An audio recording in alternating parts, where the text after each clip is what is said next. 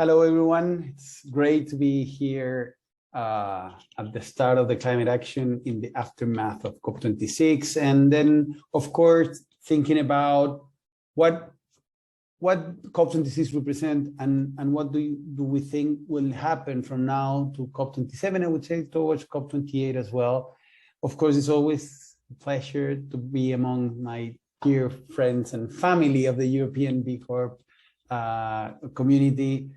I'm sorry not being able to join in person, but let me reflect in general. COP26 was absolutely critical. First, because many things that was related to COP26 as outcomes happened before COP26. We're in a moment where we're required to increase or restore the level of trust on the multilateralism. And in that sense, COP was also very related to COVID, right? Because we need to show how much we can, as a global community, react and help the most vulnerable of the world in a collaborative and in a constructive and coordinated way. In that sense, we needed to start COP26 with some level of commitment with the most vulnerable and the ones that were not being capable of getting vaccines. And having the G20 with that plan for the 70% of the world was absolutely critical.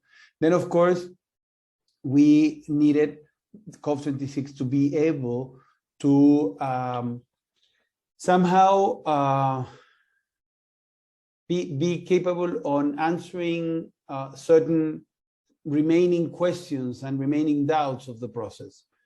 One of them was the Paris Rulebook, and having had the Rulebook closed was absolutely fundamental also to again rebuild trust on the process and on COP and the multilateralism, coming from 4 or 5 years of dark moment in that sense, and also, of course, having had a lot of attacks on COP and climate and the multilateralism.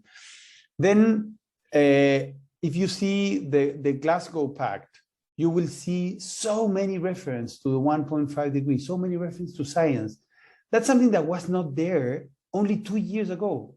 So we can reflect in the future of some of my personal anecdotes of having been mobilizing this agenda towards one that needs to be following science. And less than 2 years ago, that was something absolutely impossible to imagine.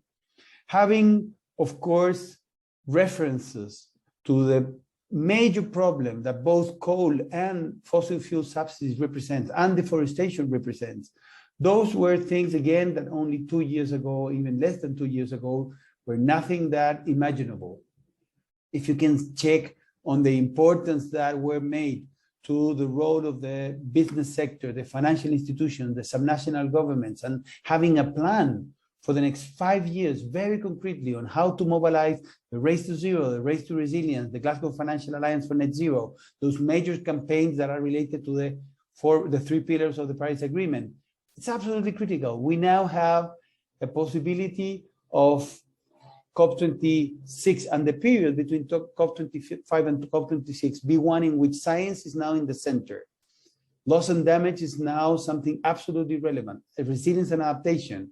But the role of the non-state actors to implement the Paris Agreement is something visible and tangible. So probably we've now seen a shift for a COP process that has been historically being one related to negotiation, to be one that is related to the implementation of everything that will allow us to accelerate the transition towards the net zero and resilient world that we require, with, of course, science in the center. And now the main challenges is to make that agenda be one that is not only following science, but one that is embedding solidarity and embedding integrity.